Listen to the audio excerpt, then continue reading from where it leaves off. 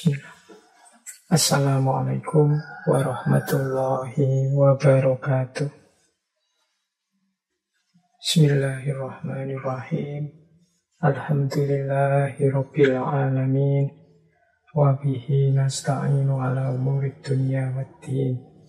Allahumma sholli wa sallim wa barik ala habibina wa syafi'ina sayyidina wa maulana Muhammadin wa ala alihi wa ashabihi wa man tabi'ahum bi ihsanin ila yaumiddin.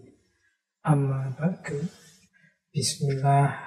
Teman-teman, mari kita lanjutkan lagi belajar kita, ngaji filsafat kita.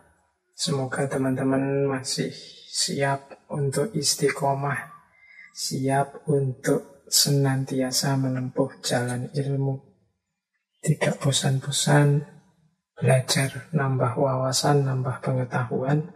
Semoga nanti meningkat kualitas diri kita, membuahkan manfaat, maslahat, dan juga barokah. Baik, malam hari ini kita masih ada pada sesi para raja dan para wali. Ini saya tidak tahu, mungkin ada di antara teman-teman yang bertanya, wong ini ngaji filsafat kok temanya aneh-aneh. Ada tema para raja, ada para sufi, para penakluk, dan lain sebagainya.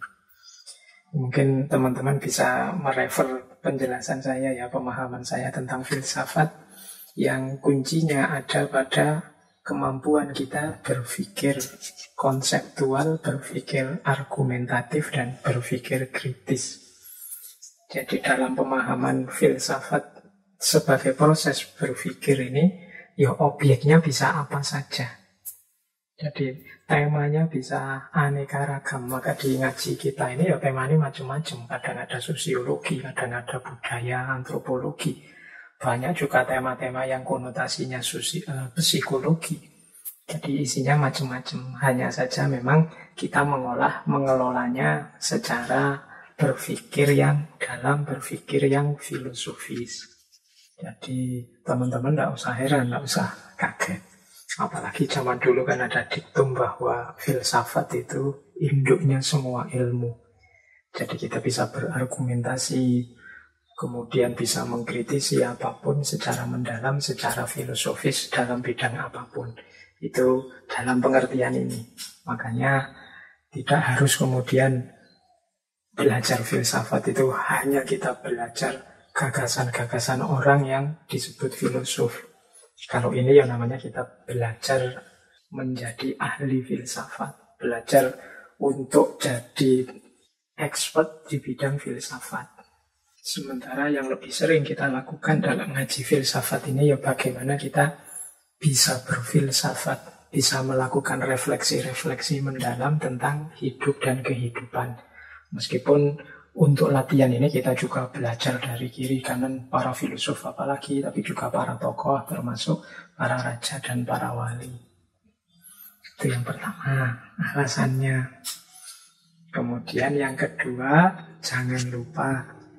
Jadi filsafat itu orientasinya adalah kebijaksanaan. Cuma kebijaksanaan ini jenisnya dua kalau katanya Aristoteles. Yang pertama namanya Sophia, yang kedua namanya Phronesis. Kalau Sophia ini maksudnya adalah kebijaksanaan teoritis. Kalau dalam bahasa Inggris namanya wisdom. Kalau Phronesis ini kebijaksanaan praktis atau praksis. Kalau dalam bahasa Inggris biasanya pakai istilah prudence. Jadi kebijaksanaan filosofis itu tidak hanya Sophia. Sophia ini aspek teoritisnya, tapi juga Phronesis. Phronesis ini aspek praksisnya.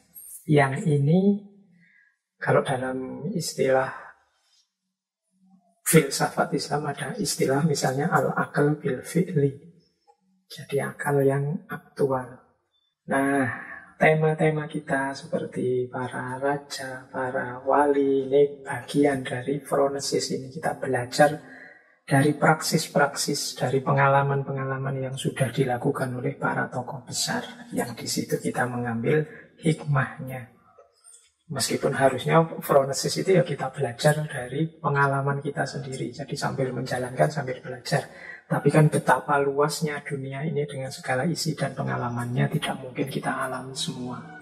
Maka akan utama kita juga belajar dari tokoh-tokoh besar yang berpengaruh, yang di situ kita ambil hikmah-hikmahnya sehingga kita bisa mengambil banyak pelajaran untuk berfilosofi, untuk mendalam secara reflektif dalam hidup kita sendiri. Jadi ada Sofia, ada phronesis. Ya memang Sofia ini rasanya lebih keren. Di situ ada akrobat-akrobat pikiran, di situ ada analisis-analisis rumit mendalam yang kadang membuat decak kagum. Sementara yang phronesis ini lebih banyak berkaitan dengan aspek praksisnya. Jadi mungkin tidak seheboh, se-wow yang Sofia tadi. Teori-teori yang rumit, yang sophisticated itu banyak kita temukan dalam Sofia. Ya kita sering juga membahas Sofia, bukan berarti kita terus melupakan aspek yang phronesis ini. Jadi itu alasannya mengapa kok tokoh-tokoh seperti para wali, para raja ini juga masuk dalam tema kajian kita. Kemudian juga teman-teman boleh ingat misalnya pandangannya Konfusius, bahwa ketika kita ingin sampai pada titik kebijaksanaan, itu jalannya 3. Yang pertama refleksi, yang kedua imitasi, yang ketiga experience. Refleksi itu berpikir sendiri, menganalisis sendiri, membaca sendiri, ikrok sendiri, kemudian menyimpulkan dan menghidupkan kebenaran yang ditemukan. Cuma ini kan sulit, perlu belajar lama, perlu upaya intelektual yang dalam. Tidak semua orang sempat melakukan ini. Ada yang lebih gampang, yaitu imitasi.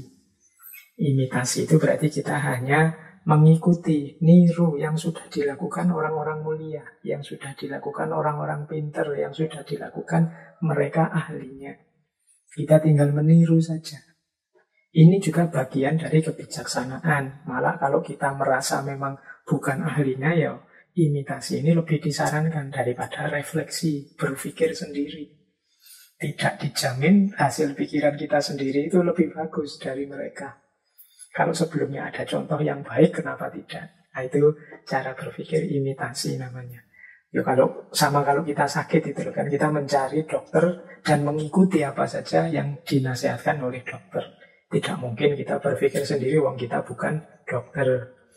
Jadi ini cara kedua, yaitu imitasi. Jalan ketiga itu experience. Nah, kalau experience ini ya orang belajar dari pengalamannya.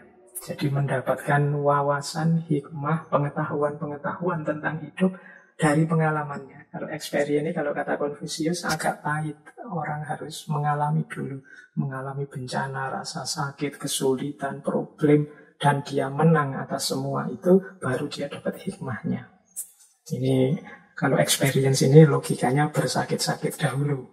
Jadi harus ada upaya capek lelah dulu, baru dapat pengetahuan. Makanya orang tua kita, simbah-simbah kita itu mungkin tidak kuliah filsafat, mungkin mereka tidak belajar tentang Socrates, Plato, Aristoteles, tapi mereka bisa membijaksanai hidup mereka, bisa mengambil keputusan-keputusan yang sangat bijaksana dari pengalaman hidup mereka. Makanya teman-teman kalau dinasihati orang tua itu kan diperintahkan patuh dan dengarkanlah. Mereka meskipun tidak sekolah setinggi kita, mereka punya madrasah sendiri, yaitu hidup mereka. Nah, ini experience namanya. Ya kalau versinya para filosof intuitif seperti Imam Ghazali, Henry Bergson, pengalaman dari experience ini jauh lebih valid. Karena orang mengalami langsung meskipun pahit. Yang jelas ngaji filsafat sulit untuk masuk lewat pintu experience ini. Setiap orang menjalankan sendiri. Yang bisa kita lakukan 2, refleksi dan imitasi. Kadang-kadang saya membahas bagaimana cara refleksi, belajar dari tokoh-tokoh filosof cara refleksi. Tapi seringkali juga kita tawarkan model imitasi. Langsung saja dijelaskan, ini loh cara berpikir, gaya hidup, perilaku, sikap tokoh-tokoh yang utama yang bisa ditiru. Nah, ini model imitasi namanya. Mungkin tema kita bulan ini banyak merangsang orang untuk meniru, mengikuti.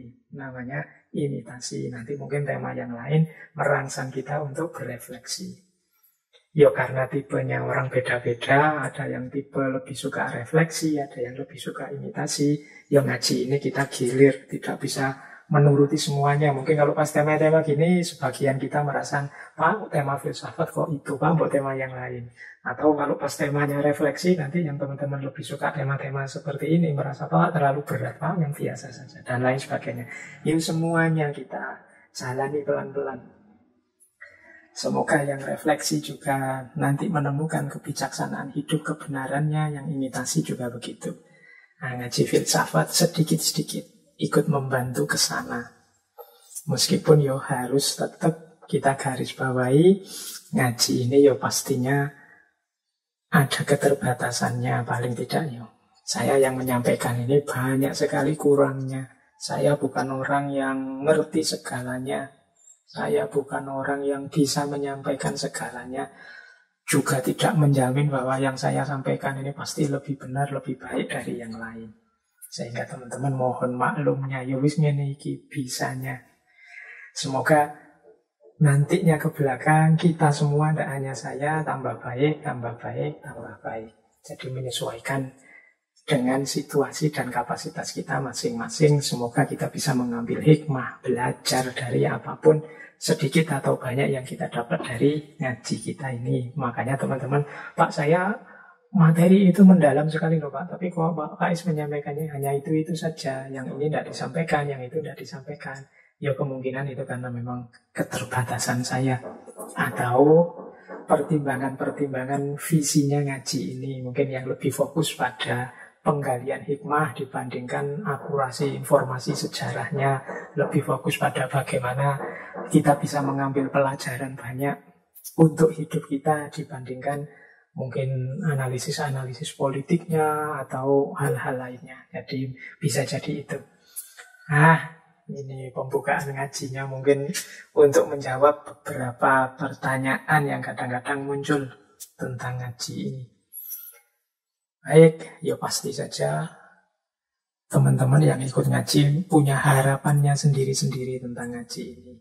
Ya semoga harapan itu sedikit atau banyak terpenuhi. Seandainya tidak, ya mari bareng-bareng berusaha.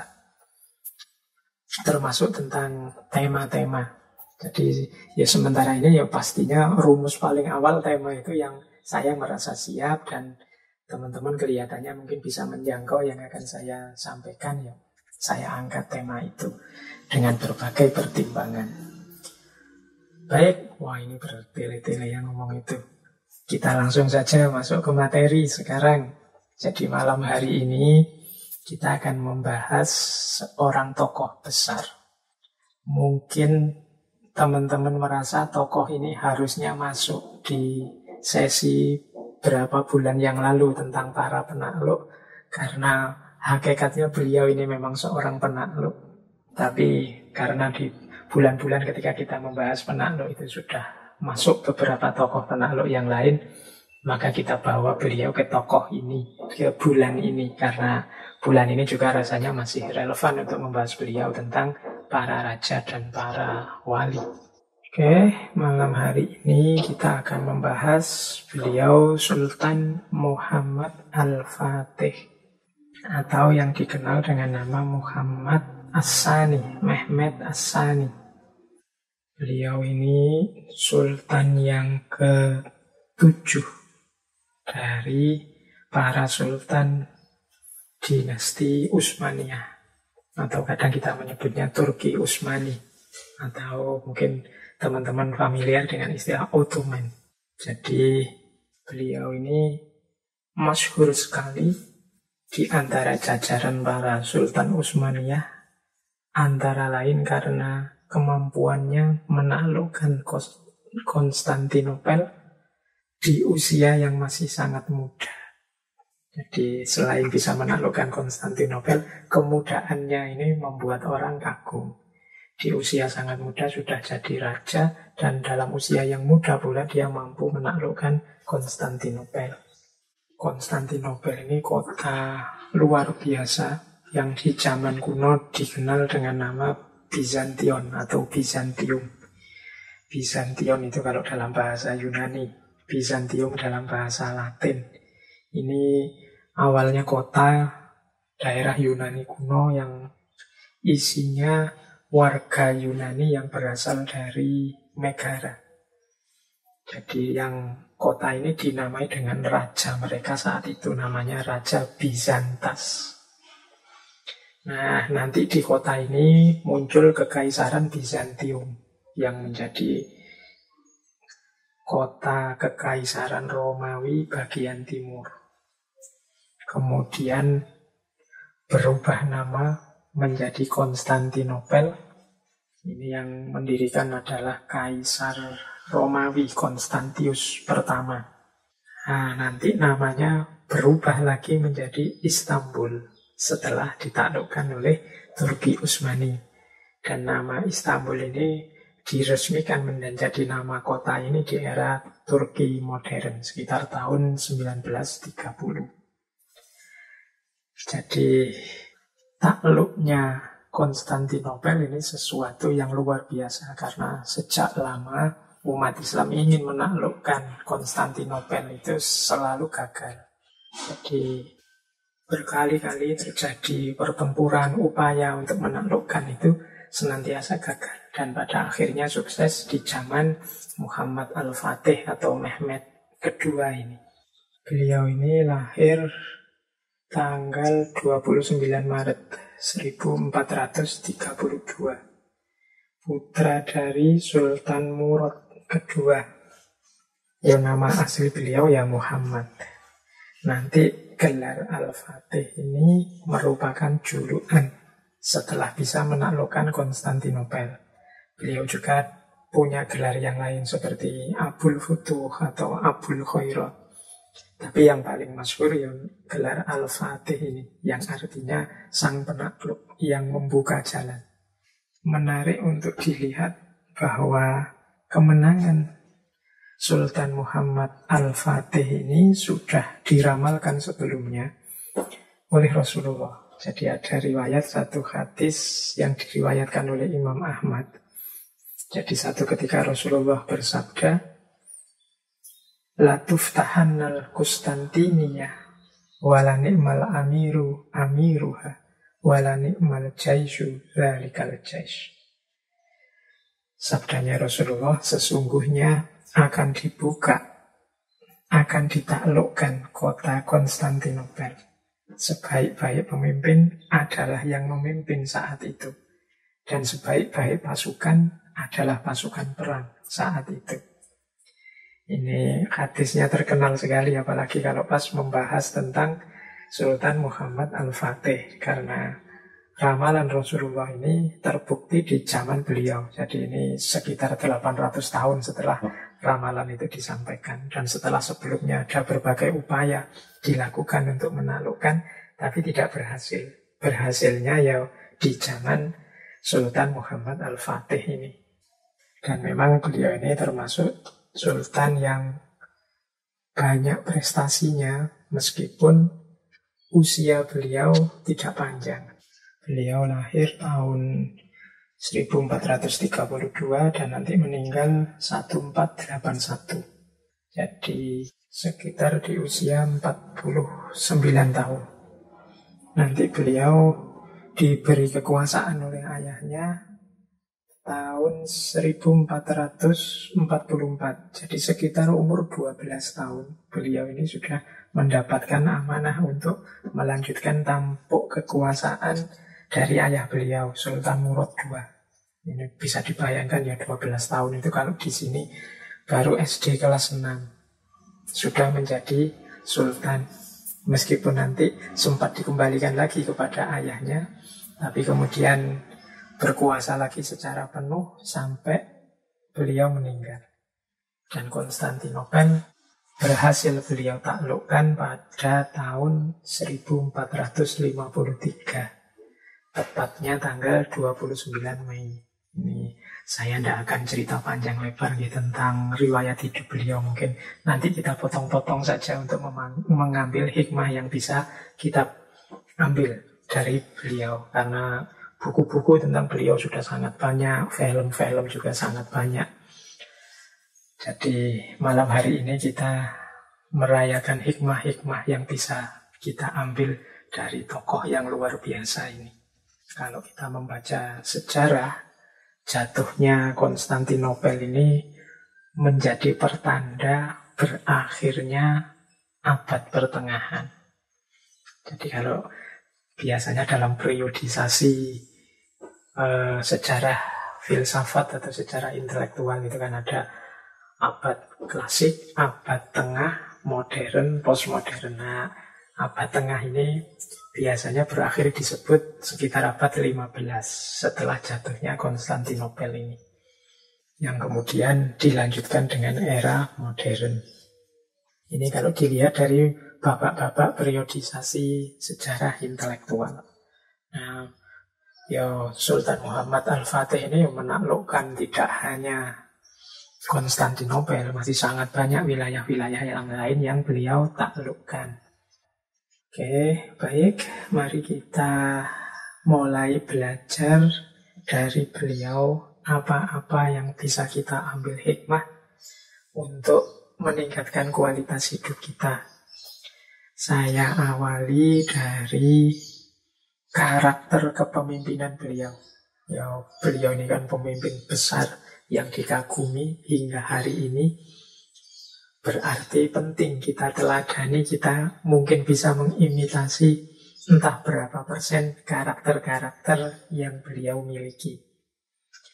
Menurut catatan saya, ini kalau membaca sejarah tentang beliau ini termasuk pemimpin yang punya visi.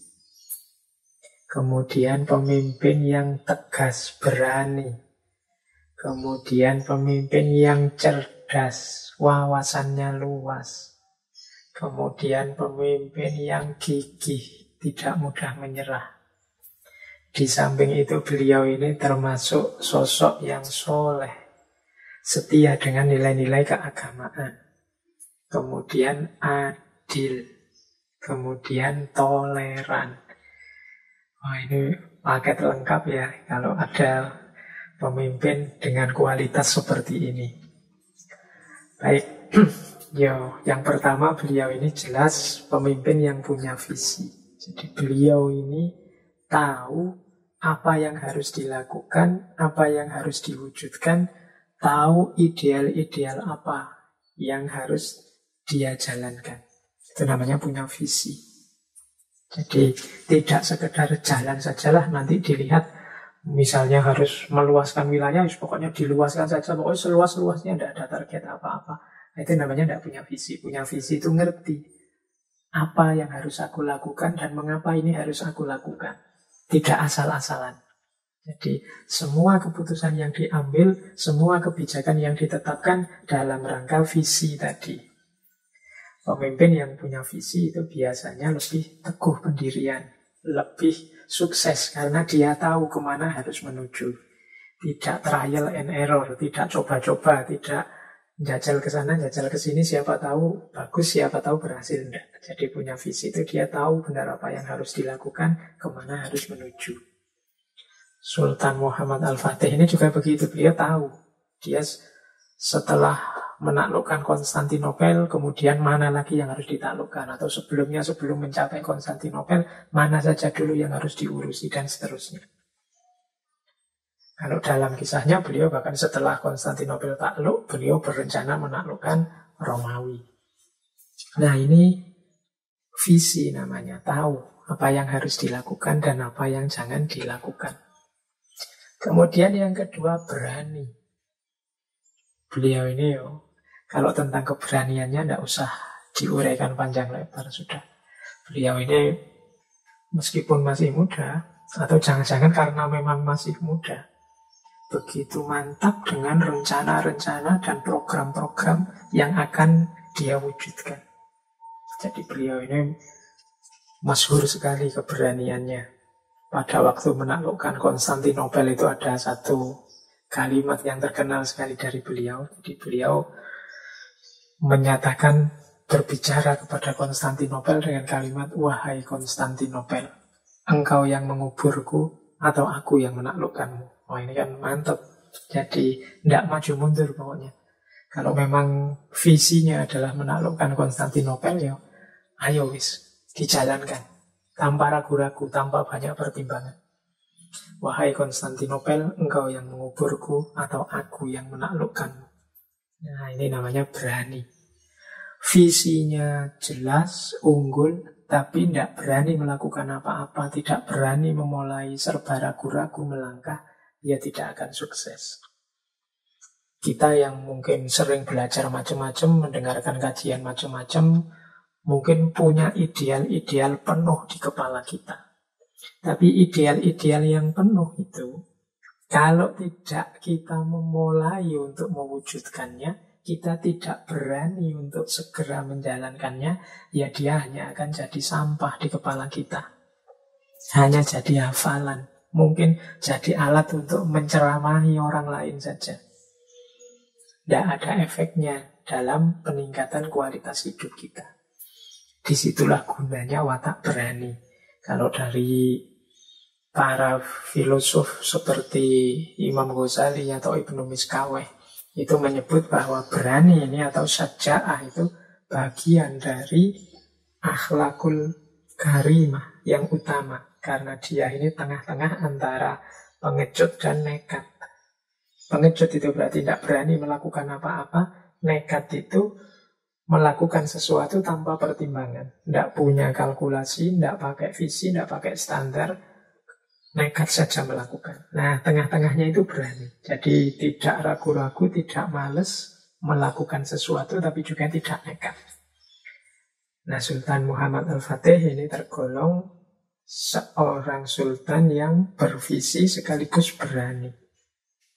Kemudian yang selanjutnya berilmu. Kalau ini tidak harus kita jelaskan panjang lebar. Di buku-buku sejarah itu banyak dijelaskan bagaimana beliau ini ya faham Al-Quran, hadis, fikih, termasuk ilmu-ilmu modern, berhitung, ilmu falak, sejarah, pendidikan, kemiliteran, baik teoritis maupun dipraktekkan langsung.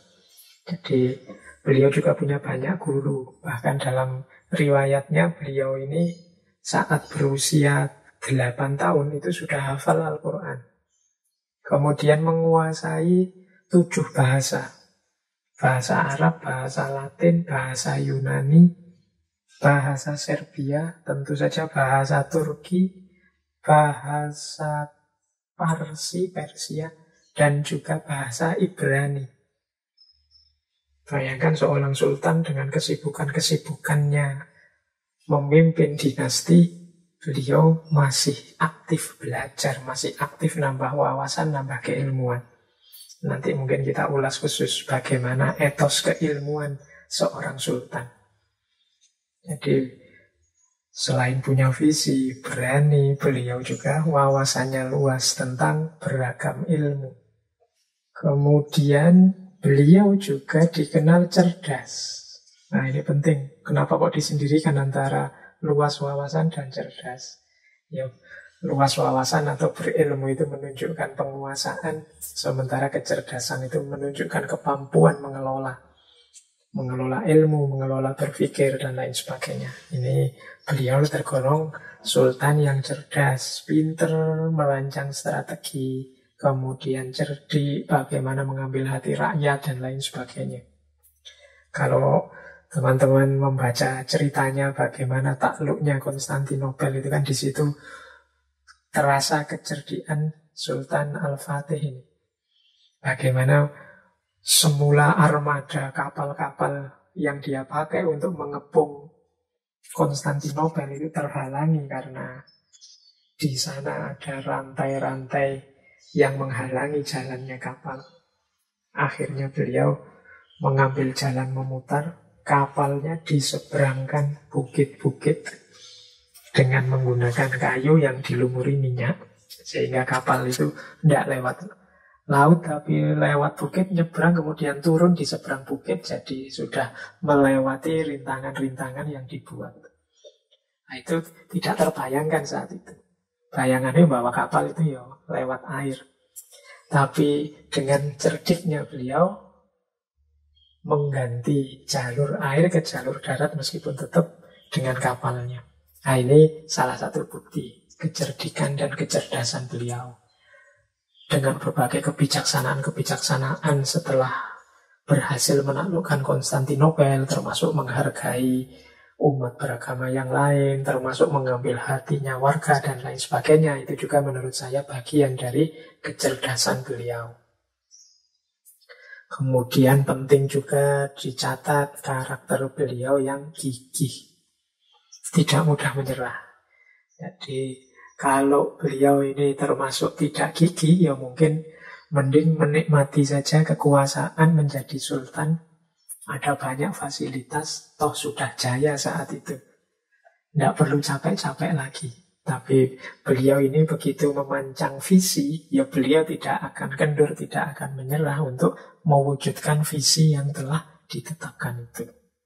Meskipun banyak rintangannya, banyak halangannya, termasuk kalimat yang beliau sampaikan tadi, wahai Konstantinopel, engkau yang menguburku atau aku yang menguburmu, aku yang menaklukkanmu. Itu kan muncul setelah beliau menghadapi berbagai kesulitan, termasuk Raja Konstantinopel saat itu yang menolak dan ingin mempertahankan wilayahnya.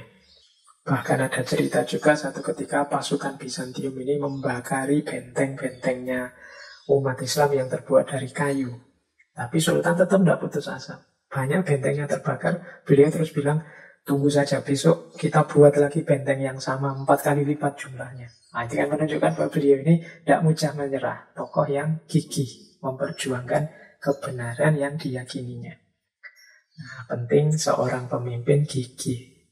Kalau sudah punya visi, biasanya ya pemimpin itu banyak ujian untuk mewujudkan visi itu. Mungkin tidak disetujui kiri kanan, dikritik kiri kanan, bahkan mungkin dicaci maki, bahkan mungkin ada yang membelot, mengkhianat, ada yang memberontak, ada yang menghalangi jalan. Tapi penting bagi seorang pemimpin, kalau sudah punya cita-cita, punya target, ya harus gigih untuk mewujudkan cita-cita itu. Kalau tidak, ya dia akan terombang-ambing terus. Dan itu dicontohkan oleh Sultan Al-Fatih dalam kegigihannya saat akan menaklukkan Konstantinopel. Kemudian beliau ini juga tergolong seorang yang sangat soleh. Ini tidak mengherankan karena guru-guru beliau itu banyak yang termasuk sufi. Jadi beliau ini diriwayatkan seorang sultan yang tidak pernah meninggalkan sholat fardu, sholat sunnah, sholat tahajud, dan berpuasa. Jadi ini keistiqomahan beliau dari sisi kesalehan individual. Ada cerita setelah penaklukan Konstantinopel itu, kemudian akan dilaksanakan sholat Jumat. Nah, saat akan memulai sholat Jumat, Sultan kemudian berdiri, menawarkan kepada pasukannya, siapa yang layak untuk menjadi imam sholat Jumat kita yang pertama ini.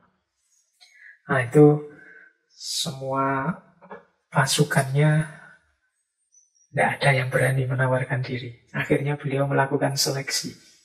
Beliau meminta, oke, semuanya sekarang berdiri. Nah, ini beliau menganggap semuanya mampu untuk jadi imam sholat Jumat. Tinggal diseleksi yang terbaik.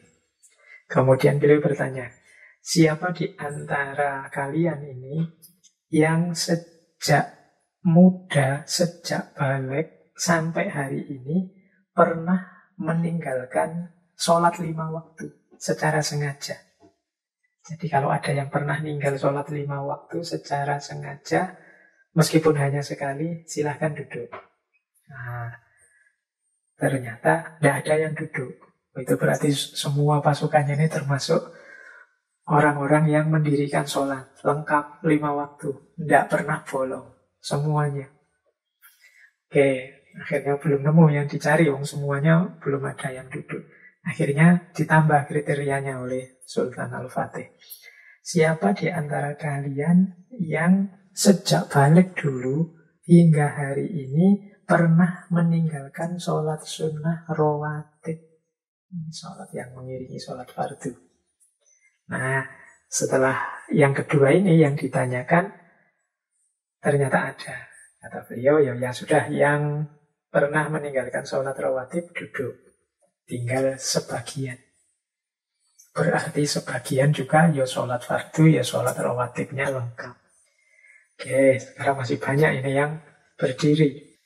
Nah, terus beliau nambah lagi, kalau begitu siapa di antara yang masih berdiri ini yang sampai hari ini, sejak dia balik, pernah meninggalkan sholat tahajud? Pernah kosong tahajudnya secara sengaja 1 malam saja? Kalau iya, silahkan duduk.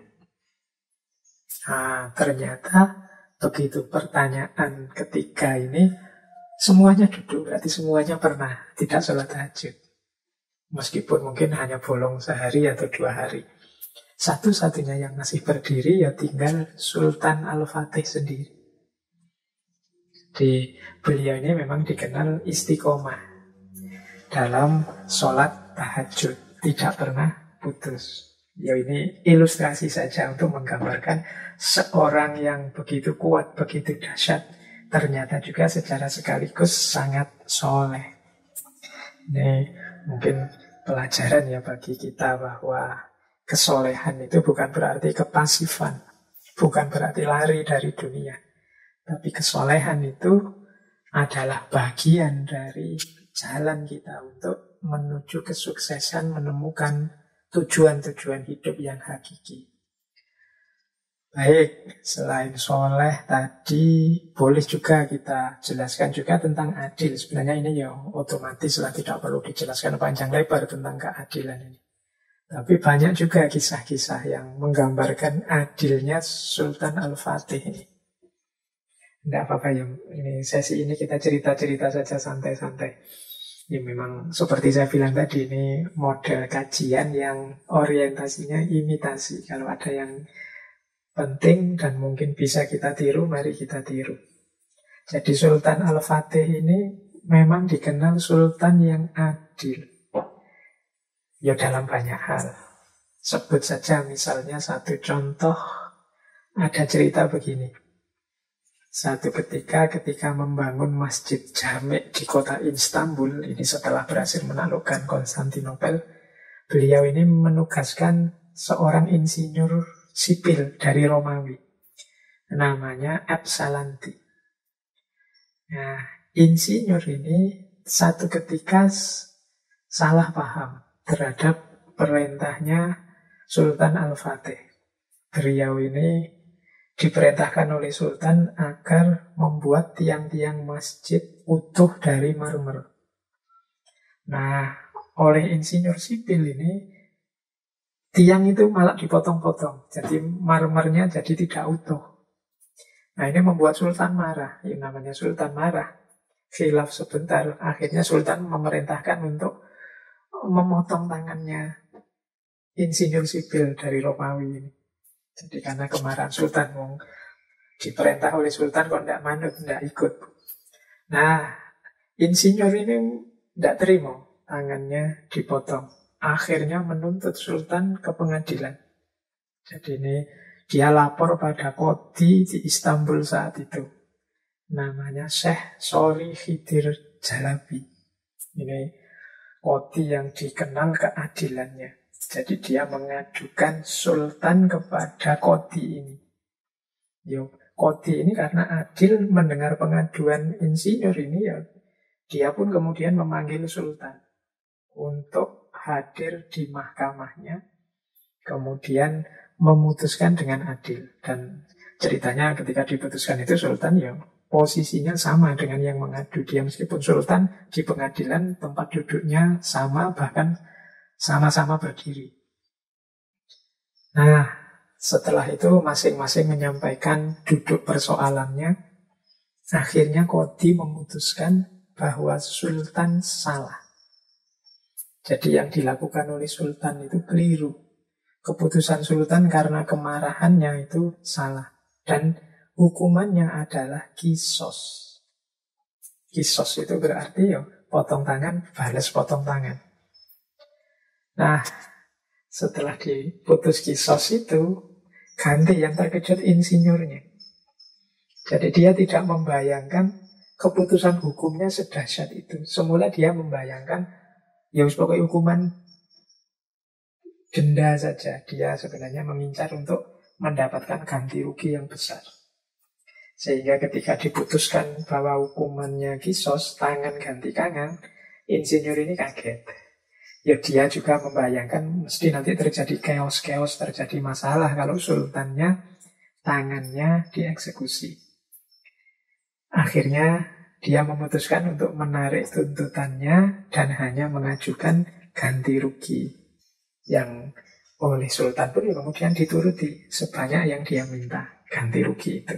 Ini menggambarkan contoh zaman pemerintahan Sultan Al-Fatih ini ya basis keadilannya hidup. Jadi hukum itu setara meskipun berhadapan dengan sultan maupun berhadapan dengan rakyat biasa. Nah, ini penting karakter seorang pemimpin yang memihak pada keadilan. Kemudian karakter terakhir toleran. Kalau tentang toleran ini banyak cerita-cerita yang menggambarkan toleransi beliau. Biasanya setelah menaklukkan satu tempat atau satu wilayah, beliau membebaskan rakyat di daerah itu untuk menjalankan dan memeluk agama sesuai keyakinannya masing-masing.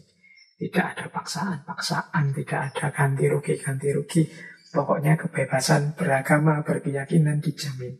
Nah, itu salah satu karakter dari beliau ini. Jadi teman-teman, ya semoga lah ya siapapun nanti yang jadi pemimpin di level apapun, jangan lupa untuk menghidupkan karakter ini. Yaitu jadilah pemimpin yang punya visi, jadilah pemimpin yang berani, jadilah pemimpin yang wawasannya luas sekaligus cerdas. Jadilah pemimpin yang gigih, tidak mudah menyerah. Jadilah pemimpin yang punya komitmen pada agama, soleh. Dan pastinya jadilah pemimpin yang adil, sekaligus toleran. Ya ini rasanya sangat ideal, tapi bukan tidak mungkin. Karena ternyata juga dalam sejarah ada.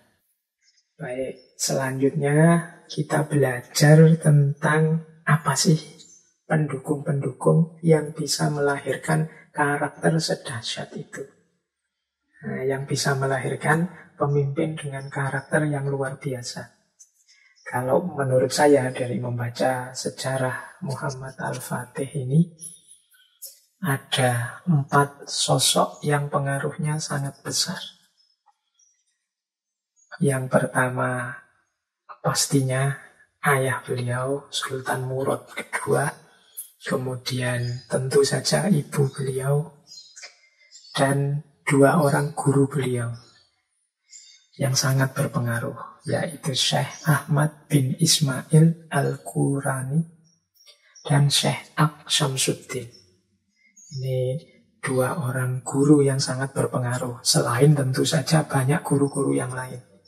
Seperti Syekh Tamjid Ughulu, Syekh Muhammad Zalabizadah tadi, Syekh Maulana Iyasi, Syekh Al-Horani, Syekh Sirajuddin Al-Halabi, dan lain-lain. Ini nama-nama guru beliau. Jadi mereka inilah yang menanamkan karakter, membentuk sosok seorang yang luar biasa. Ayah beliau ini kan Sultan ke-6 dari dinasti dinasti Utsmaniyah. Ini juga Sultan yang dikenal adil, penuh kasih sayang, takwa, dan sangat mencintai ilmu. Beliau ini sangat senang dengan bahasa Arab. Dia Sultan pertama yang pintar membuat seni kaligrafi, pintar juga menggubah syair dalam bahasa Arab. Bahkan ada yang bilang beliau ini menyerahkan tahtanya kepada Muhammad Al-Fatih di usia Al-Fatih yang masih sangat muda, 12 tahun, karena beliau ingin segera menyelam dalam samudra ilmu. Beliau ini sangat mencintai ilmu. Beliau ini juga yang menanamkan semangat gigih, mengarahkan visi seorang sultan ke depan. Jadi ada cerita Sultan Murad II ini sering mengajak Al-Fatih duduk-duduk di puncak menaranya masjid. Kemudian ditudingnya arah Konstantinopel yang jauh. Kemudian beliau berkata, Mehmet, lihatlah di depan sana, itulah Konstantinopel. Kota itu harus jatuh ke dalam kekuasaan kita. Dan aku yakin engkaulah yang akan menaklukkannya kelak. Jadi sering sekali ini dilakukan. Ini menanamkan kemantapan hati, keyakinan kepada putranya. Ibu beliau juga begitu. Ada cerita ibu beliau ini setelah selesai sholat subuh itu sering membawa Muhammad Al-Fatih ini jalan-jalan keluar. Kemudian menunjuk lagi benteng Konstantinopel dari jauh. Kemudian berkata seperti ini kalau dalam riwayatnya. Ingat-ingatlah namamu adalah nama Nabi kita, Muhammad SAW. Jadi nama beliau kan memang aslinya Muhammad. Dan Nabi kita itu yang mengatakan bahwa Konstantinopel itu pasti akan ditaklukkan.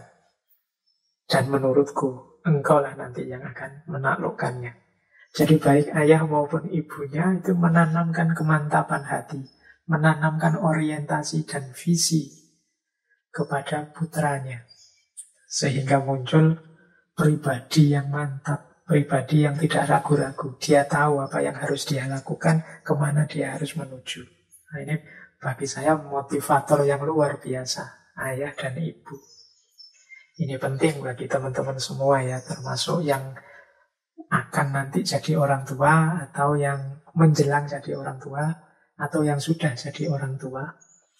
Struktur diri anak-anak kita itu lebih banyak nanti kita yang mempengaruhinya sebagai orang tua, karena mereka pasti lebih banyak bergaul dengan kita. Maka kita bertanggung jawab untuk menanamkan karakter ini. Jadi kalau karakternya seperti ayah dan ibunya Muhammad Al-Fatih ini, saat anak ini berkembang dewasa, dia punya kemantapan hati bahwa itulah yang harus dia wujudkan, itulah yang harus dia lakukan. Dan dia pasti bisa melakukannya. Nah, jadi monggo ini Bapak Ibu atau teman-teman yang sudah punya putra atau yang nanti akan punya putra, mulai hati-hati membentuk pribadi dan karakter anak-anak kita. Jangan sampai salah, jangan sampai keliru. Jadi pastikan kita membentuk karakter mereka adalah karakter yang mantap, bukan karakter yang tidak jelas, yang maju mundur, yang meragukan dan lain sebagainya. Belum lagi ini yang kalau kita membahas guru-guru beliau, yang paling masyhur ya Syekh Ibnu Samsuddin atau Syekh Ak Samsuddin. Ini beliau ini seorang guru yang ahli falak, ahli sejarah, ahli fikih, dan seorang sufi, dan sekaligus ahli pengobatan. Karya-karya Syekh Samsuddin ini banyak. Misalnya kitab Atik tentang pengobatan, termasuk kitab Halul Muskilat, Risalah An-Nuriyah, Maqalatul Auliya, Risalah fi Dzikrillah, kemudian Talkhisul Mata'in, Taf'ul Mata'in, dan lain-lain. Jadi beliau ini karyanya banyak. Yang paling masyhur ya karya-karya kesufian beliau. Dan nanti banyak cerita beliau bersama dengan Sultan Al-Fatih ini yang termasuk yang berhubungan dengan penaklukan Konstantinopel. Ada kisah. Jadi pada saat tanggal 28 Mei malam, itu sebelum 29 Mei ketika Konstantinopel itu jatuh, jadi Syekh Samsuddin ini sedang melakukan tahajud dekat dengan Allah, sholat malam. Kemudian tiba-tiba beliau bangkit, menemui Sultan Al-Fatih, kemudian menyuruh besok semua pasukan harus berpuasa. Kemudian melakukan qiyamul lail dan berpikir serius malam itu, insya Allah kemenangan akan terbuka besok. Nah, kemudian akhirnya nasihat dari Syekh Samsudin ini dituruti dan benteng Konstantinopel jatuh tanggal 29 Mei 1453. Nanti dalam salah satu sambutannya Al-Fatih ini, saat kejatuhan benteng itu kata beliau, sesungguhnya aku sangat gembira. Tapi gembiraku bukan karena takluknya benteng ini saja, tapi kegembiraanku muncul karena aku di zaman ini masih didampingi oleh seorang guru yang sangat mulia ini, yaitu Syekh Samsudin. Jadi beliau gembira ternyata gurunya memang orang yang luar biasa, yang dekat dengan Allah. Jadi ini salah satu gambaran bagaimana orang sebesar Muhammad Al-Fatih ini adalah orang yang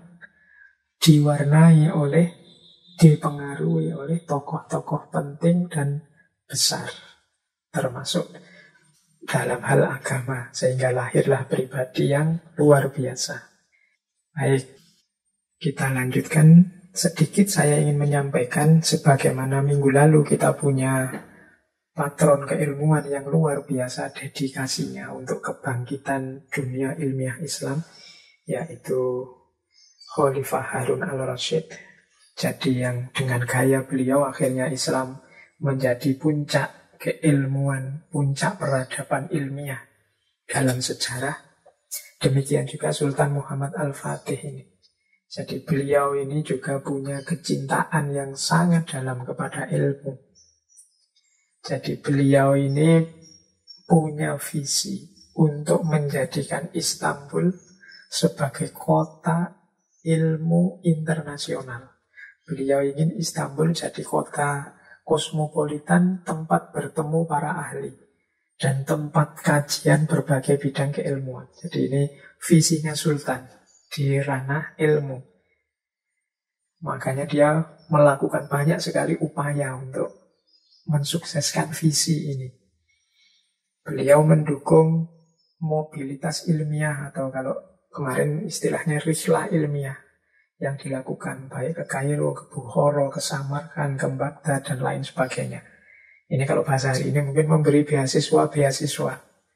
Jadi mendukung eksplorasi ilmiah kemana-mana.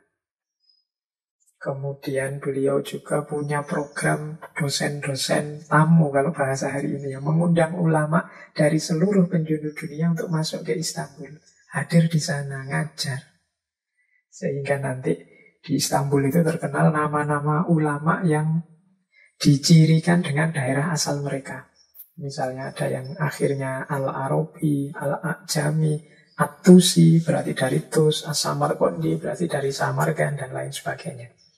Jadi mereka dikenal dari tempat daerah asalnya. Itu menunjukkan bukan dari situ. Itu karena memang para ulama banyak diundang dari berbagai penjuru dunia untuk masuk ke Istanbul. Kemudian beliau juga membentuk dewan namanya Masyayikh Al-Islamiyah, Dewan Ulama Islam. Ini untuk memfasilitasi aktivitas-aktivitas para ulama. Beliau juga banyak mendirikan sekolah-sekolah di berbagai tempat. Bahkan dalam ceritanya, beliau ini kalau sedang melakukan penaklukan kemana-mana, itu selalu mengajak para ulama dengan tujuan untuk bisa berdiskusi sepanjang perjalanan. Jadi selain menaklukkan, tapi juga bisa nambah wawasan, nambah ilmu. Itu tadi yang saya bilang, bagaimana beliau ini wawasannya sangat luas. Dan juga cerdas karena beliau tidak berhenti belajar. Bahkan dalam perjalanan-perjalanan penaklukan pun beliau masih menyempatkan untuk berdiskusi dengan para ulama. Kemudian zaman itu forum-forum diskusi marak. Bahkan istana itu secara khusus sering membuka forum-forum diskusi yang disaksikan oleh Sultan langsung. Misalnya terkenal sekali zaman itu ada diskusi tentang kitab Tahafutul Falasifah karya Imam Ghazali. Nah ini kan menarik. Di situ kemudian dihadirkan dua orang ulama namanya Syekh Muslihuddin Hojazadah dan Syekh Alauddin At-Tusi. Ini atas undangan Sultan, dua orang ini membahas kitab Tahafudul Falasifah. Kemudian pernah juga diadakan diskusi tentang tauhid secara filosofis, secara 6 hari. Membahas tauhid saja. Jadi ini menunjukkan betapa Sultan sangat komitmen, sangat cinta pada ilmu. Beliau senang nambah-nambah wawasan, rasa ingin tahunya juga tinggi, sehingga mengundang para ulama untuk berdiskusi, sehingga beliau paham duduk persoalan yang sebenarnya. Dan menarik pula untuk kita baca, ternyata Sultan ini sering juga melakukan diskusi-diskusi antar agama, berdialog dengan para pastor. Kalau di ceritanya itu misalnya beliau pernah dialog dengan pastor Gennadius Scholarius, pastor Maxim Manuel, dan lain-lain.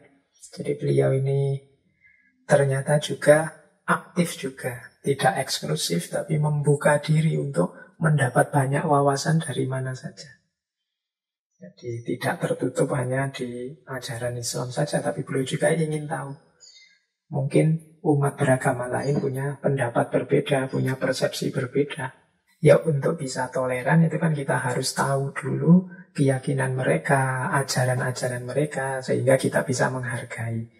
Ya tidak mungkinlah kita bisa menghargai tanpa tahu apa-apa. Kalau kita menutup diri sama sekali, tidak mau tahu tentang mereka, ya sulit kita menghargai. Jangan-jangan malah menyakiti mereka, wong kita tidak paham seperti apa mereka. Dan yang dilakukan Sultan ini dengan diskusi-diskusi antara agama itu pastinya dalam konteks bagaimana nantinya kita bisa saling menghargai ajaran masing-masing, keyakinan masing-masing.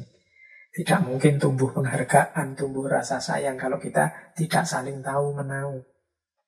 Mungkin di antara akar masalah antar manusia hari ini itu lahir karena cara hidup yang egois tadi, yang tidak saling ingin tahu menahu. Urusanmu, urusanmu, urusanku, urusanku.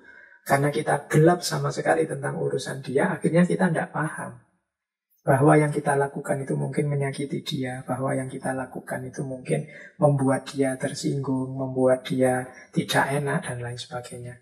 Dan kita tidak sadar kalau kita melakukan itu karena kita sudah berprinsip tidak mau tahu tentang dia.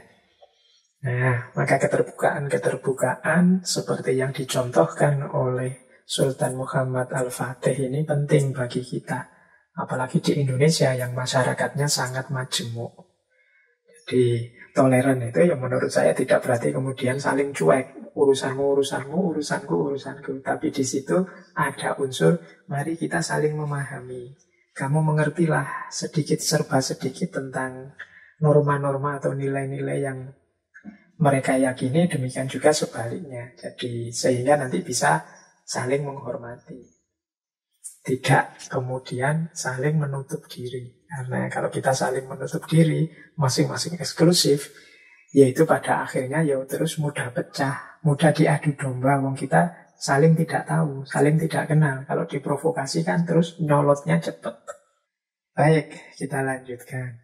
Sekarang kita akan belajar mencari hikmah dari beberapa fragmen dalam kehidupan Sultan Muhammad Al-Fatih. Ya, sebagaimana gayanya ngaji filsafat, selalu melacak hikmah-hikmah, meskipun yang disampaikan cerita-cerita, tapi kita semampu mungkin menarik hikmah dari cerita-cerita ini. Siapa tahu bisa meningkatkan kualitas hidup kita. Kita mulai ya. Yang pertama, ini salah satu fragmen juga dalam kehidupan Sultan Al-Fatih ketika beliau kecil. Jadi satu ketika Sultan Murad ini mengundang seorang guru yang nanti jadi salah satu guru paling dekat dengan beliau, namanya Syekh Ahmad Al-Qurani. Syekh Ahmad Al-Qurani ini salah seorang guru beliau sejak kecil. Nah, saat ayahnya menitipkan beliau pada Syekh Ahmad Al-Qurani ini, ayahnya bilang begini, ajarilah anak saya belajar dengan benar dan pukullah dia dengan kayu ini kalau dia tidak serius atau tidak benar. Jadi Sultan sambil memberikan sepotong kayu kepada Syekh Ahmad Al-Qurani. Kemudian setelah ayahnya pergi, Syekh Al-Qurani segera datang menemui Muhammad Al-Fatih sambil membawa kayu tadi yang dititipkan oleh ayahnya. Setelah ketemu, kemudian beliau berkata, ayahmu mengirimkanku padamu untuk belajar. Dan dia menyuruhku untuk memukulmu kalau kamu tidak mau melaksanakan perintahku. Nah, Muhammad Al-Fatih yang saat itu masih kecil, yang kabarnya juga waktu kecil itu agak nakal, mendengarkan pernyataan Syekh Ahmad Al-Qurani ini dia ketawa. Jadi ketawanya menertawakan. Mungkin maksudnya apa ya, berani kamu mukul wong aku ini anaknya sultan. Tapi saat Al-Fatih ketawa, tiba-tiba Syekh Al-Qurani ini mengangkat kayunya dan dipukulnya Muhammad Al-Fatih dengan keras. Nah, baru Sultan Al-Fatih ini sadar bahwa gurunya ini serius loh. Kalau dia melakukan kesalahan, kalau dia macam-macam maka akan dipukul dengan kayu itu, dan dia tidak bisa lapor pada ayahnya, wong yang menyuruh gurunya ini ayahnya. Nah, alhasil akhirnya seriuslah Sultan Al-Fatih belajar Al-Quran sampai bisa hafal Al-Quran di usia 7 tahun dan juga pelajaran-pelajaran yang lain. Jadi ini penting menurut saya untuk diambil pelajaran. Yang pertama adalah kewibawaan guru di depan murid. Jangan sampai seorang murid merasa lebih tinggi dari gurunya atau apalagi merendahkan gurunya. Ini pelajaran dari tertawanya Muhammad Al-Fatih kepada Syekh Al-Qurani. Ini sesuatu yang tidak bisa ditolerir. Adab dari murid kepada guru itu menjadi salah satu prasyarat barokahnya ilmu. Ini juga nasihat untuk teman-teman semua yang sedang menempuh jalan ilmu, para siswa, para mahasiswa. Di antara sumber barokahnya ilmu itu ridhonya guru.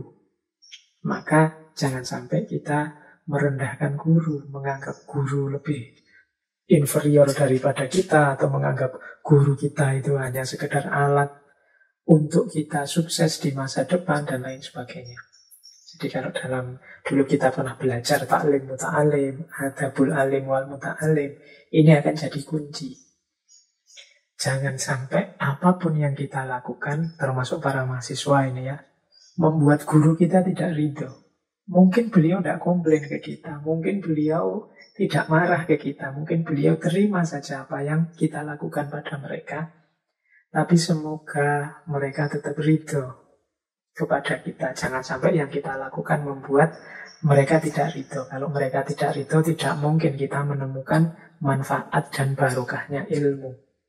Tidak hanya ilmu dari beliau, bisa jadi semua ilmu-ilmu yang lain. Maka penting nasihat dari fragmen yang pertama ini, kisah yang pertama ini, bagaimana hubungan guru dan murid yang ideal. Meskipun murid itu seorang anak raja sekalipun, dia harus patuh dan tunduk serta beradab kepada gurunya.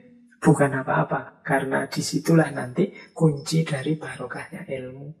Ilmu yang tidak barokah tidak ada gunanya, cuma dapat capeknya. Baik, ini pelajaran adab, pelajaran etik yang pertama, yaitu etika belajar. Dan seorang guru juga begitu. Visinya seorang guru yang nomor satu tetap kepentingan muridnya, tidak hanya kepentingan dirinya.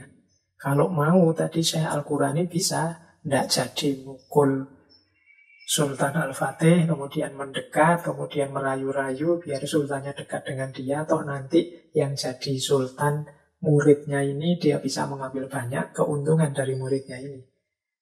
Tapi Syekh Al-Qurani tidak mengambil kesempatan itu. Beliau lebih suka fokus pada pengembangan diri muridnya. Nah, ini penting. Bahkan mungkin beliau ya antara tega ndak tega, berani ndak berani mukul tadi. Tapi demi kepentingan muridnya dipukul saja. Meskipun ya pukulan yang sekedar mengingatkan, bukan pukulan untuk menyakiti. Belakangan kan muncul sering kasus-kasus murid dipukul gurunya, kemudian jadi urusan polisi dan lain sebagainya. Ini mungkin perlu pembahasan yang lebih dalam, dievaluasi lagi. Kadang-kadang memang di titik tertentu seorang guru, seorang pembimbing perlu mengingatkan muridnya dengan agak keras. Karena mungkin muridnya agak terlalu jauh menyimpang. Nah, peringatan itu tentunya ya dengan cara tindakan yang mengingatkan, bukan tindakan yang menyakiti. Bukan karena gurunya ingin balas dendam dan lain sebagainya. Nah, itu nanti memahami konteks situasi lebih tepat akan memudahkan kita menilai situasi-situasi kapan seorang guru berhak mengingatkan muridnya dengan cara yang agak keras, mengingat muridnya sudah agak jauh nyeleweng atau menyimpang. Baik, ya kalau zaman saya sekolah dulu, zaman SD, ya kadang guru itu membawa penggaris besar itu. Kalau ada yang anak macam-macam ya bisa merasakan kerasnya penggaris, atau bisa merasakan telinga yang rasanya mau copot karena dijewer. Itu zaman dulu. Oke, baik. Itu kisah pertama. Kisah kedua. Ini juga menarik. Sama-sama kisah tentang pukulan. Jadi bagaimana Syekh Al-Fatih ini dipukul gurunya. Tapi kali ini yang mukul gurunya yang masyhur tadi, Syekh Aqs Syamsuddin. Jadi satu ketika ini guru yang paling dihormati oleh Sultan Al-Fatih. Jadi satu ketika Syekh Aqs ini tiba-tiba memukul dengan keras Sultan Al-Fatih. Nah, Al-Fatih setelah dipukul keras itu dia sebenarnya tidak terima. Wong aku tidak salah apa-apa. Salahku apa kok dipukul ini. Tapi dia mau protes ke gurunya, dia tidak berani. Dan dia teringat terus dengan pukulan ini. Jadi bertahun-tahun dia tidak lupa dengan pukulan ini. Dia bingung, salahku apa ya kok tiba-tiba dipukul oleh guruku tadi. Nah, satu ketika setelah menjadi sultan dan ngobrol-ngobrol dengan Syekh Aqs Syamsuddin, beliau menanyakan kegalauannya ini. Jadi beliau bertanya, wahai guru, aku mau bertanya. Masih ingat tidak satu hari dulu guru memukulku? Padahal aku merasa tidak bersalah apa-apa saat itu. Sekarang aku mau bertanya, dasarnya apa sih dulu itu guru kok mukul aku? Nah, sang guru terus tersenyum. Kemudian jawab seperti ini. Jadi nak, aku sudah lama menunggu datangnya hari ini, menunggu engkau bertanya tentang pukulan yang aku lakukan itu. Jadi memang kamu tidak salah apa-apa. Pukulan yang aku lakukan itu memang sebentuk pukulan kezoliman. Orang tidak salah kok dipukul, itu kan namanya zolim. Tapi terus kata Syekh Aqs Syamsuddin, sekarang kan kamu tahu nak, bahwa pukulan kezoliman itu tidak bisa membuatmu lupa begitu saja, terus mengganggumu. Maka nak, jadikan ini pelajaran untukmu ketika nanti engkau jadi pemimpin. Jangan pernah sekalipun engkau menzolimi masyarakatmu, rakyatmu. Karena mereka tidak akan pernah bisa tidur dan tidak akan pernah melupakan pahitnya kezoliman itu. Jadi ternyata tadi pukulan dari Syekh Aqs Syamsuddin tadi dalam rangka mengajarkan kepada Sultan Muhammad Al-Fatih untuk jangan sekali-sekali melakukan kezoliman. Ilustrasinya mudah kalau dari cerita ini tadi kan Syekh Aqs ini mukul Sultan Muhammad Al-Fatih tanpa alasan, dan Sultan Muhammad Al-Fatih tidak berani bertanya, tidak berani protes kepada gurunya. Wong guru ini orang yang dihormati, orang yang sangat beliau muliakan. Tapi pukulan ini teringat terus. Beliau jadi gelisah, jadi galau. Tidak terlupakan pukulan ini terus-terusan. Sampai di satu waktu ada keberanian bertanya. Baru dijelaskan oleh gurunya, yaitu memang pukulan tanpa alasan. Itu pukulan kezaliman. Dan ini pelajaran bagimu. Bukankah engkau selama ini gelisah karena mengingat-ingat pukulan itu tadi? Ingat-ingat ini besok, anakku, bahwa kalau kau melakukan kezaliman sesedikit apapun pada rakyatmu, ya, sama seperti yang kau rasakan kemarin-kemarin. Mereka akan gelisah. Mereka mungkin tidak bisa tidur, mungkin ketakutan, mungkin galau hidupnya. Dan tidak berani protes karena merasa tidak berdaya, merasa berhadapan orang dengan level paling tinggi dan lain sebagainya. Dan bisa dibayangkan dosamu, bisa dibayangkan nasibmu nanti di hadapan Allah kalau kebijakan semacam itu yang engkau lakukan. Jadi ini strateginya Syekh Aksamsuddin untuk mengajarkan kepada Sultan Muhammad Al-Fatih agar jangan melakukan kezaliman. Jangan dikira orang-orang yang kita zalimi itu terus lupa terhadap kezaliman yang kita timpakan kepada mereka. Biasanya malah kita yang menzalimi yang lupa. Kalau mereka yang disakiti itu biasanya teringat terus, terbayang-bayang terus. Ini teman-teman boleh introspeksi. Biasanya kalau kita tersakiti itu kan, bahkan mungkin oleh teman-teman kita zaman kecil dulu, itu kan masih ingat sampai hari ini. Aku dulu pernah dipukul tanpa alasan, aku dulu pernah disakiti, ditinggalkan. Itu kan kita ingat terus. Nah, rakyat yang dizalimi pasti juga begitu. Dia akan ingat terus. Bayangkan jika setiap kali ingat, mereka kemudian berdoa yang jelek. Mereka kemudian menuntut tidak kepada kita, tapi kepada Tuhan. Akan jadi masalah besar buat kita. Maka hati-hatilah, jangan sampai kita melakukan kezaliman. Jadi ini nasihat dari Syekh Aksamsuddin kepada Sultan Muhammad Al-Fatih saat Sultan Al-Fatih berada dalam didikannya. Ini strategi. Kita ambil pelajarannya tentang bagaimana orang yang dizalimi itu biasanya tidak lupa dengan kezaliman-kezaliman kita. Oke, kita lanjutkan. Kemudian ada kisah lagi, masih bersama guru beliau tercinta yaitu Syekh Aksamsuddin. Kisah ini terjadi setelah takluknya Konstantinopel.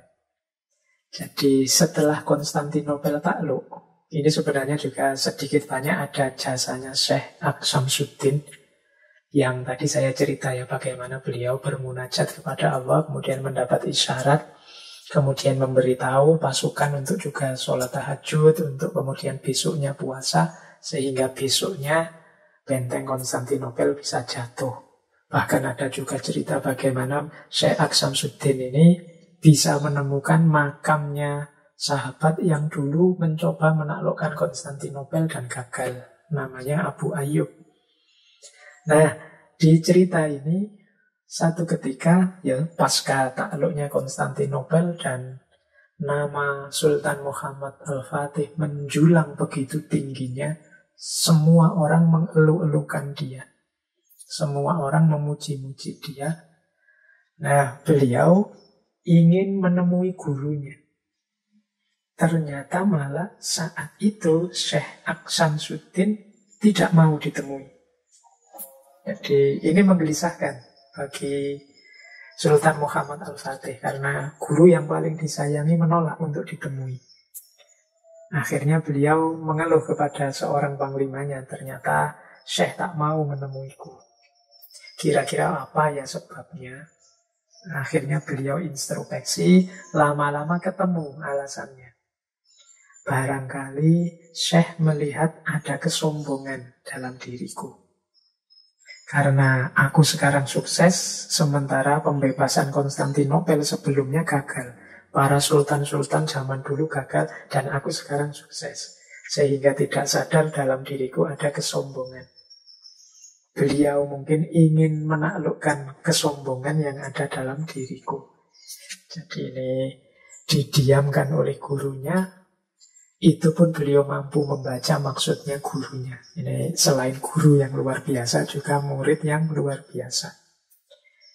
Jadi dalam kisah ini ada nasihat, kita itu harus, kalau bahasa Jawanya, eling lan waspada, tidak hanya saat berjuang atau saat gagal mencapai cita-cita, tapi juga saat sukses. Saat kita berhasil, saat kiri kanan orang muji-muji kita, saat banyak orang mengeluh-elukan kebesaran kita, tetap kita jangan larut, jangan hanyut, tetap waspada dan tetap eling. Karena betapapun capaian-capaian dunia itu, yang pertama dia bukan karya kita sepenuhnya, tapi pasti pertolongan Allah. Kemudian yang kedua, itu pun sifatnya sementara, tidak selamanya.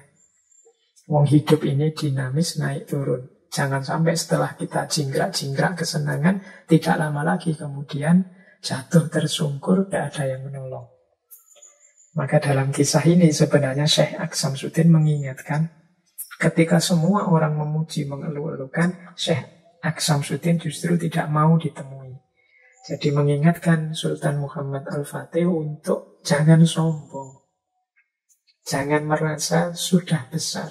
Jangan merasa sudah paling tinggi.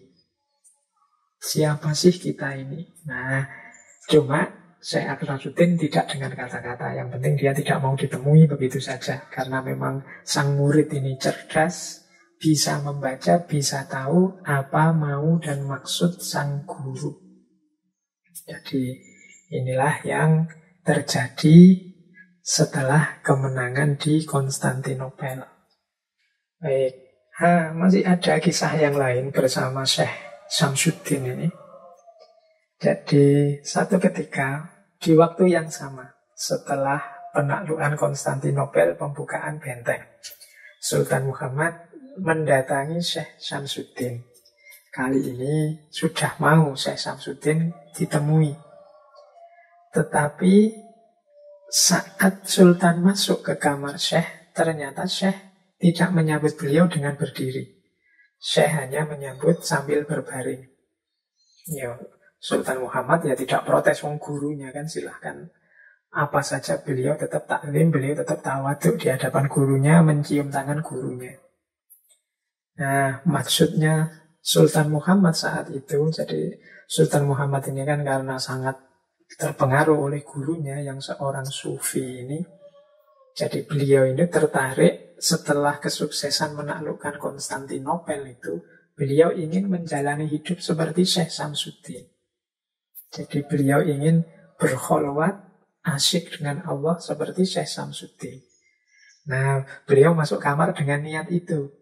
Tetapi ya mungkin Syekh Syamsuddin ini kan seorang wali, jadi beliau tahu apa yang dimaksud oleh muridnya, dan Syekh Syamsuddin tidak menyambut keinginan murid itu. Dan benar ketika Sultan menyampaikan maksudnya, Syekh, aku ingin berkhalwat sebagaimana Anda. Nah, Syekh Syamsuddin ya karena sudah tahu sebelumnya, tentu saja permintaan itu ditolak. Proteslah Sultan. Loh, kok orang lain minta izin untuk berkhalwat bersama sampean, bersama Anda, kok diizinkan? Sementara saya minta kok ditolak. Jadi protes Sultan ini karena dia ingin uzlah, dia ingin khalwat, dia ingin menjauh dari urusan duniawi. Jadi beliau merasa sudah tuntas ini urusan dunia, Konstantinopel saja sudah jatuh. Nah, jawabannya Syekh Syamsuddin apa? Sesungguhnya jika engkau berkholwat, maka engkau akan memperoleh kenikmatan yang membuat urusan dunia jatuh di matamu. Dengan demikian, maka urusan lain akan kacau balau. Dan ini akan lahir ketidakseimbangan dalam hidup di dunia ini. Padahal kholwat itu tujuannya menciptakan keseimbangan. Jawab Syekh Syamsuddin. Jadi ya ini dengan kata lain loh, kamu masih punya banyak tanggung jawab, kamu masih punya banyak amanah yang harus ditunaikan. Dengan melakukan kholwat, engkau memang akan mendapat kenikmatan, kesadaran betapa remehnya dunia, betapa tidak pentingnya dunia. Harga dunia akan jatuh di matamu. Tapi kalau engkau yang raja, yang jadi puncak pimpinan, mentalnya seperti itu, maka akan banyak urusan yang tidak tuntas, akan kacau negara ini. Kalau rajanya kemudian sibuk nyufi, sibuk menempuh jalan batin, lah yang ngurusi urusan-urusan rakyat kemaslahatan bersama terus siapa? Nah ini kritiknya Syekh Samsudin. Bukan berarti kholwat itu jelek. Setiap orang punya tugas dan tanggung jawab dan jalan hidupnya sendiri-sendiri. Ini dengan kata lain sebenarnya ya menuju Allah, dekat dengan Allah, itu ada banyak jalan termasuk jalan yang memang ditetapkan oleh Allah untuk kita. Ada yang ditetapkan jadi pengajar, ya tempuhlah jalan untuk dekat dengan Allah sebagai seorang pengajar. Misalnya kita ternyata jalan hidup kita sebagai petani, ya sudah kita menjalankan amanah menjadi petani itu sebaik mungkin dan kita jadikan pertanian itu sebagai bekal kita untuk semakin dekat dengan Allah. Mungkin ada yang mendapat amanah dagang, perdagangan, yuk kita jadikan perdagangan itu sebagai jalan kita untuk semakin dekat dengan Allah. Sebagaimana Sultan Muhammad Al-Fatih, ya karena beliau raja, silahkan dijalankan amanah sebagai raja secara adil, dan itu akan bisa menjadi jalan untuk semakin dekat dengan Allah. Jadi tidak harus persis sama seperti yang dilakukan oleh orang-orang tertentu yang memang oleh Allah diistimewakan untuk bisa hidup tidak melakukan apa-apa hanya untuk Allah saja.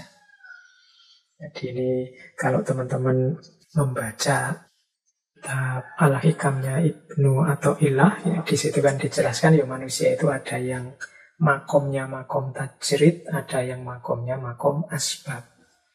Yang tajrid ya silahkan berjalan di jalan tajrid, yang masih asbab ya berjalan lewat jalur asbab. Asbab itu makom yang masih hidup dengan memedomani sunnatullah sebab akibat. Kalau ingin kaya ya bekerja, kalau ingin membantu orang lain ya sedekah dan lain sebagainya. Ini masih makom asbab, masih terikat oleh sunnatullah hidup duniawi. Nanti ada orang-orang yang memang makomnya tajrid, hidup hanya untuk Allah saja. Dia tidak peduli kebutuhannya, dipasrahkan pada Allah. Allah yang akan mencukupi kehidupannya. Ini namanya makom tajrid. Seperti Syekh Samsudin tadi, makomnya makom tajrid. Tapi kalau Sultan Muhammad Al-Fatih, ini dia raja oleh Allah, diposisikan di makom asbab. Dia harus mengelola dunia ini sebagai khalifahnya. Kita juga begitu, harus paham makom kita. Bukan berarti kalau yang bisa dekat dengan Allah itu makom tajrid saja, yang asbab pasti tidak. Dekat dengan Allah itu bisa aneka jalan, sesuai dengan jalan hidup yang sedang kita tempuh, kita hadapi. Sehingga ketika Syekh Muhammad Al-Fatih minta kepada gurunya agar dia bisa ikut gurunya menempuh jalan tajrid, dilarang oleh Syekh Samsudin. Karena ya makomnya Syekh Muhammad Al-Fatih tidak di situ. Kalau raja yang jadi pucuk pimpinan kok terus mundur, kok terus tidak mau mengurusi tanggung jawabnya, malah fokus pada hal yang lain, urusan-urusan jadi kacau balau, malah merusak, mengacaukan. Jadi maka setiap orang harus kenal dirinya, kenal tugas dan tanggung jawab serta makomnya masing-masing. Jadi ini pelajaran dari Syekh Samsudin kepada Sultan Muhammad Al-Fatih. Baik, sekarang kita lanjutkan. Ada lagi cerita yang mungkin bisa kita ambil hikmah atau pelajaran. Ini cerita dari seorang sahabatnya Sultan, namanya Bellini, Gentile Bellini. Ini seorang pelukis yang terkenal membuat lukisannya Sultan Muhammad Al-Fatih. Ini termasuk lukisan dindingnya yang terkenal sekali. Jadi Bellini ini pernah tinggal di istananya Sultan selama 10 bulan. Satu ketika karena bersahabat dengan Sultan, mereka ini jalan-jalan. Jadi ia jalan-jalan dengan Sultan, dan tiba-tiba saat jalan-jalan itu ada orang datang, mendekat, kemudian muji-muji, meninggi-ninggikan Sultan.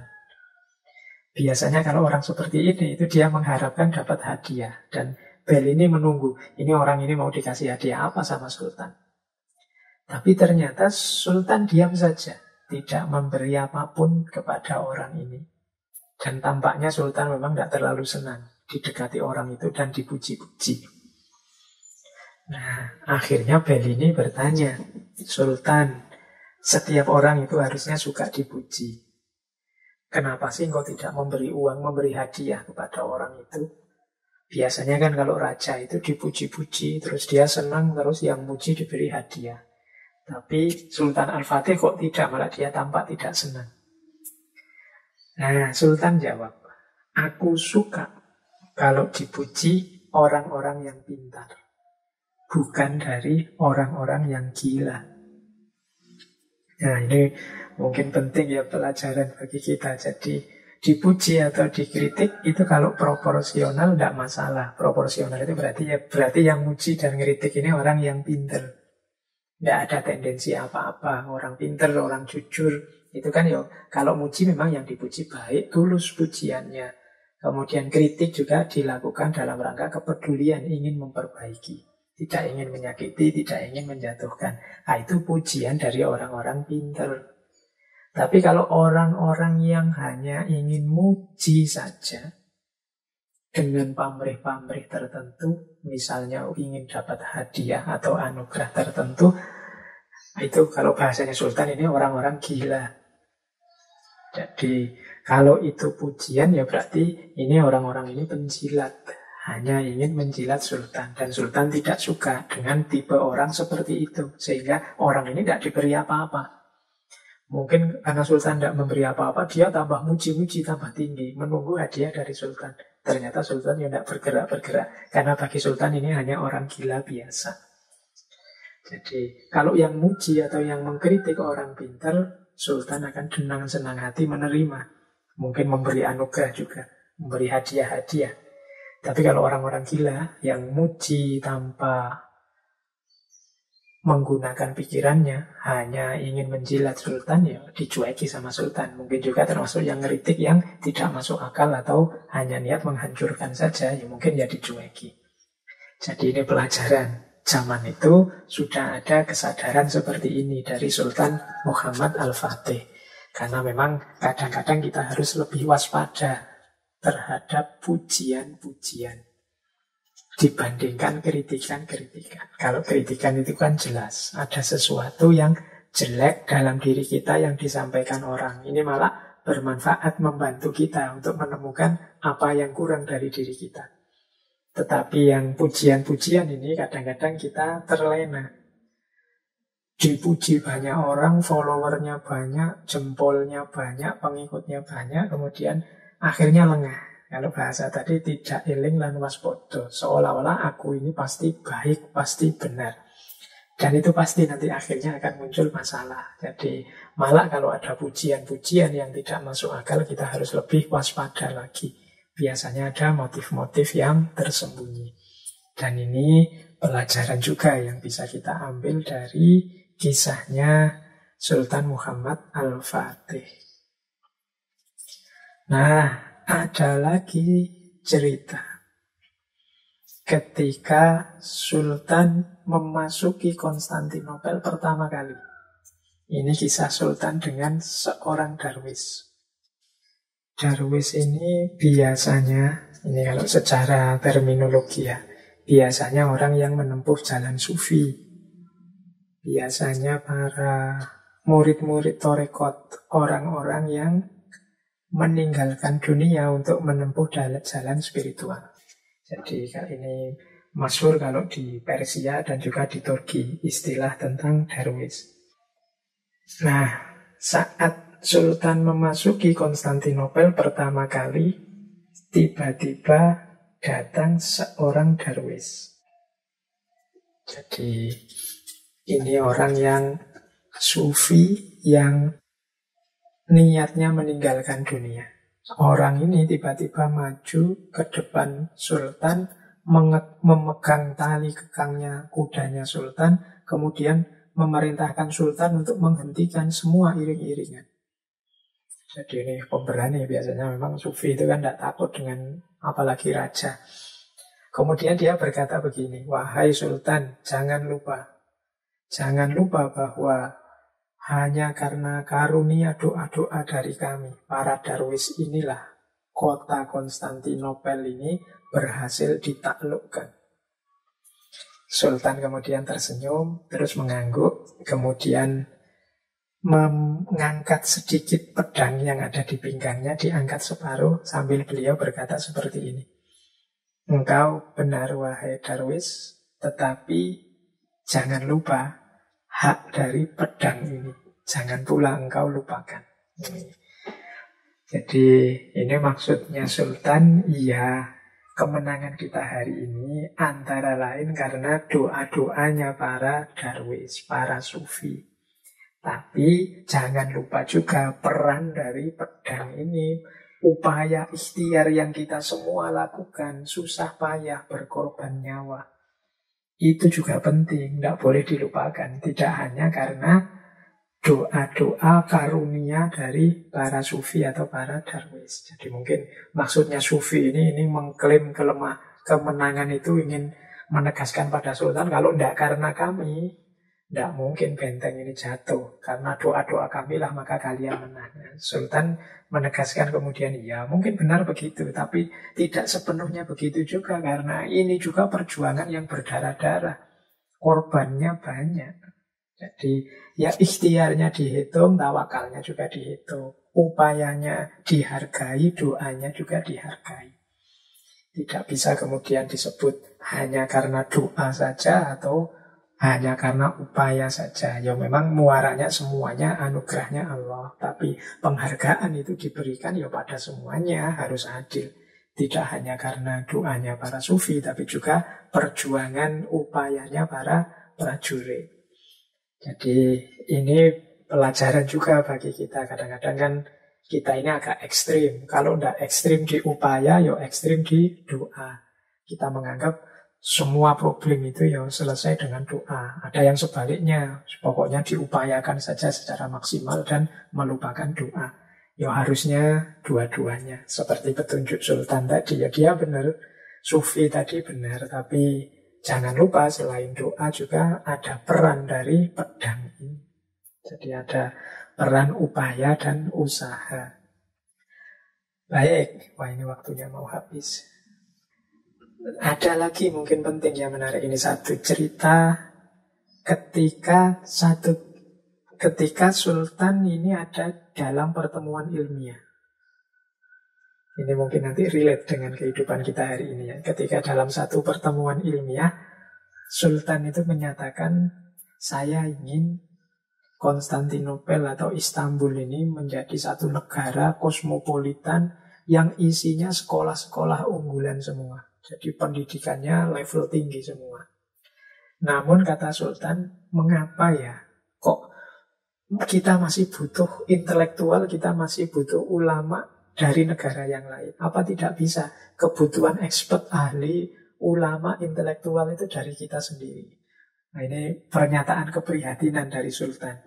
Jadi semangat kita untuk meningkatkan pendidikan itu luar biasa, tapi dalam banyak hal termasuk tentang guru-guru, ulama-ulama, kok kita itu masih mendatangkan dari negara yang lain. Nah, akhirnya keprihatinan Sultan ini dijawab oleh para ulama. Jadi seorang ulama menyatakan seperti ini, Sultan, sesungguhnya ilmu itu adalah tradisi. Dan sebuah tradisi itu membutuhkan waktu yang panjang untuk dapat berakar. Dan dia akan memberikan buahnya setelah berakar. Jadi yang pertama-tama jawabannya ulama, kematangan peradaban ilmu itu tidak bisa instan. Tapi dia harus mentradisi dulu. Harus mengakar dulu. Dan ini butuh waktu, tidak bisa langsung. Jadi tidak bisa kita rancang program sekarang, kita eksekusi sekarang, hasilnya sekarang. Dalam banyak hal, kita mesti butuh proses yang agak panjang. Jadi ini semacam investasi dulu pelan-pelan. Kalau kita hanya fokus berhasil dengan cara gonta-ganti program saja, gonta-ganti rancangan saja. Jangan-jangan program ini bisa berhasil. Jangan-jangan program ini ya nanti tidak hasil-hasil.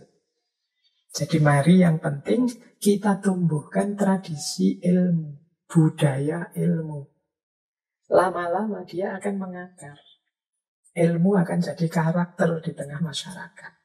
Kalau sudah begini, pasti akan bermunculan ahli-ahli, bermunculan para ulama, bermunculan para intelektual. Jadi kalau sudah mengakar, tinggal ditunggu buahnya. Ya tidak mungkin kan sudah ada buahnya tanpa akar yang mendalam. Buah itu bisa muncul kalau sudah tanaman itu stabil dan berakar. Sebagaimana peradaban ilmu. Jadi kalau Sultan ingin membangun sebuah negara kosmopolit yang isinya peradaban ilmiah, ya kita harus pelan-pelan. Tidak bisa langsung semuanya terpenuhi. Antara lain yang memang masih harus zaman itu mengundang para ulama dari negara yang lain. Nanti lama-lama di kalangan kita pun pasti ada yang muncul sebagaimana para ulama tadi. Tapi setelah akarnya terbentuk, sehingga buahnya bisa kita panen. Nah, ini penting mungkin jadi renungan untuk para praktisi pendidikan. Jadi jangan sampai kita membayangkan ada solusi instan bagi problem-problem pendidikan kita. Jadi ya memang butuh proses pelan-pelan. Satu demi satu masalah akan terselesaikan dan muncul peradaban ilmiah yang unggul. Kadang-kadang kita itu kan tidak sabar, ingin segera jaya di bidang ilmu, ingin segera nomor satu di dunia ilmiah. Cita-citanya bagus, tapi tanpa diiringi kesadaran bahwa ini butuh proses yang tidak singkat, biasanya kemudian munculnya gonta-ganti program, gonta-ganti strategi, sehingga strategi ini gagal terus, akhirnya capek para praktisi pendidikan. Itu mirip sepak bola. Jadi kita ingin, padahal timnya baru dibentuk, masih baru latihan-latihan dasar, tapi tiba-tiba ingin juara dunia. Tiba-tiba ingin tanding dengan target juara dunia. Ya sulit. Ya harus sabar memang, pelan-pelan prosesnya. Jadi sehingga kalau sudah mengakar itu pasti nanti bisa muncul bibit-bibit unggulan. Jadi problemnya memang mungkin ya ini yang ngerti sepak bola yang tahu. Kalau tentang sepak bola ya dia harus jadi tradisi dulu yang mengakar. Jadi pelan-pelan kualitas dibangun, pada saatnya akan panen buahnya. Tidak bisa instan. Nah, ini pelajaran dari Sultan Muhammad Al-Fatih. Jadi beliau ini prihatin maunya ya segera sukses. Tapi diingatkan oleh para ulama ya tidak bisa. Ada proses yang harus diikuti. Seperti syair yang masyhur sekali itu kan dari Ta'lim Muta'alim, kita butuh tulus zaman.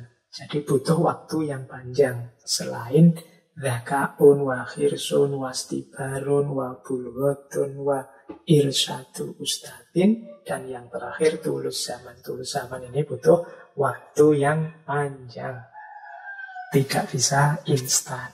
Butuh istiqomah. Ini kayak teman-teman baru belajar, baru membaca 1-2 buku filsafat, ya tidak harus kemudian ingin segera selevel Aristoteles atau Socrates. Kita ya pelan-pelan nanti terbentuk karakter filosofisnya. Baik,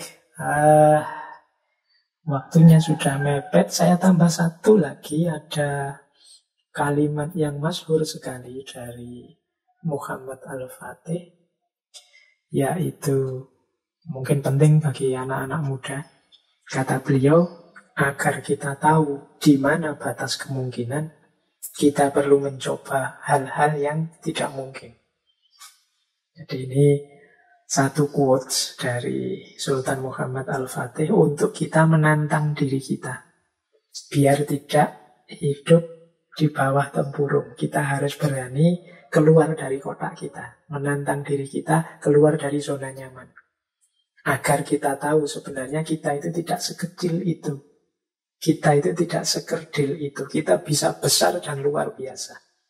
Hanya saja selama ini kita tidak berani mencoba, tidak berani menantang diri kita. Maka Kata Sultan Muhammad Al-Fatih, agar kita tahu di mana batas kemungkinan kita. Jadi, di mana batas kita mampu atau tidak mampu, jangan dikira-kira, dicoba saja.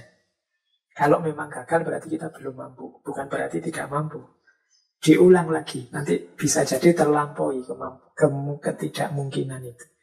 Kita itu sering terhambat tidak melakukan sesuatu karena prediksi-prediksi kita sendiri tentang batas kemungkinan, batas kemampuan kita. Padahal batas kemampuan kita itu ya sejauh kita mau mencoba lagi, sejauh kita mau belajar terus, dia akan semakin meluas, semakin meluas. Tidak ada batas eksaknya. Jadi maka penting bagi kita untuk terus mencoba. Meskipun semula rasanya kok berat ya, rasanya tidak mungkin ya, coba saja. Dan nanti kalau memang berhasil itu rasanya luar biasa. Capaian yang membanggakan sekali, yang semula kita anggap tidak mungkin ternyata bisa kita lampaui.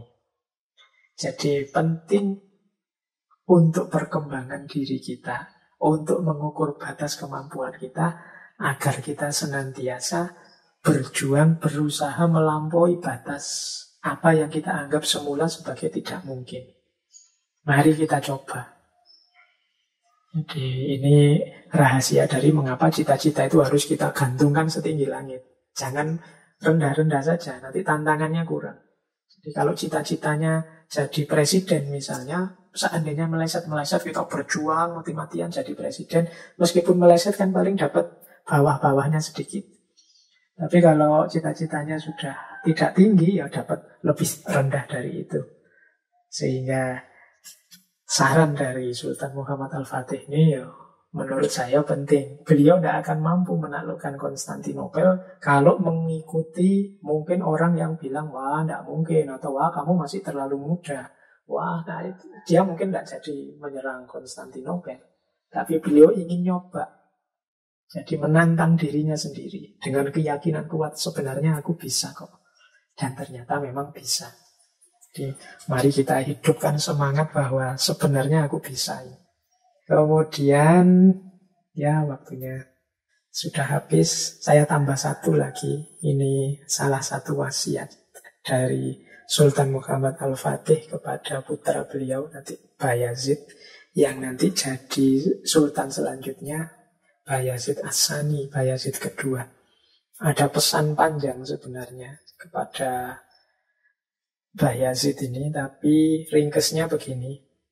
Sultan berpesan, wahai anakku, dekatlah dengan para ulama, berbuatlah adil, jangan tertipu oleh harta, hidupkan agama dalam diri pribadi, masyarakat, serta kerajaan.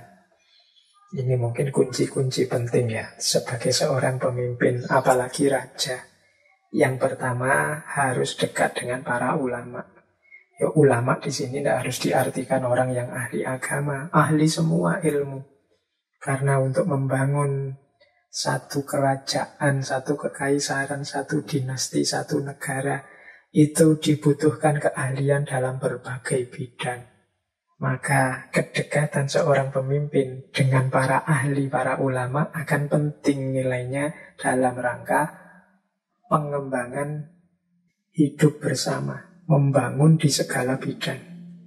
Kemudian yang kedua, berbuatlah adil.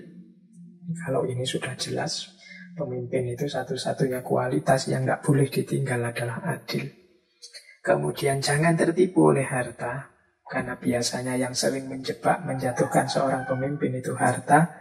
Dan hidupkan agama dalam dirimu sendiri, dalam masyarakat, dan juga dalam kerajaan. Jadi hidupkan agama itu berarti ikuti petunjuk agama, jalankan amanah-amanah agama, baik sebagai pribadi maupun sebagai masyarakat. Jangan hanya dihafalkan, jangan hanya diketahui, tapi hidupkan. Nah, kemudian pada akhirnya Sultan meninggal pada tanggal 3 Mei tahun 1481 karena sakit. Ini beliau sakit saat dalam perjalanan menuju Romawi Barat. Jadi untuk menaklukkan Romawi Barat. Tapi di tengah jalan kesehatan beliau memburuk dan akhirnya meninggal. Baik, saya kira itu ya teman-teman. Kelihatannya waktunya sudah sedikit lewat. Silahkan diambil pelajaran apa yang menurut teman-teman sesuai untuk meningkatkan kualitas hidup. Seperti saya bilang tadi, logika malam hari ini bisa menggunakan logika imitasi. Kita tiru, kita jalankan yang memang positif, baik, dan sesuai untuk kehidupan kita. Semoga kajian kita malam hari ini sedikit banyak memberi manfaat dan maslahat untuk meningkatkan kualitas hidup kita. Kita lanjutkan insya Allah minggu depan. Kurang lebihnya mohon maaf. Wallahul muwaffiq. Wallahu a'lam bishawab. Wassalamualaikum warahmatullahi wabarakatuh.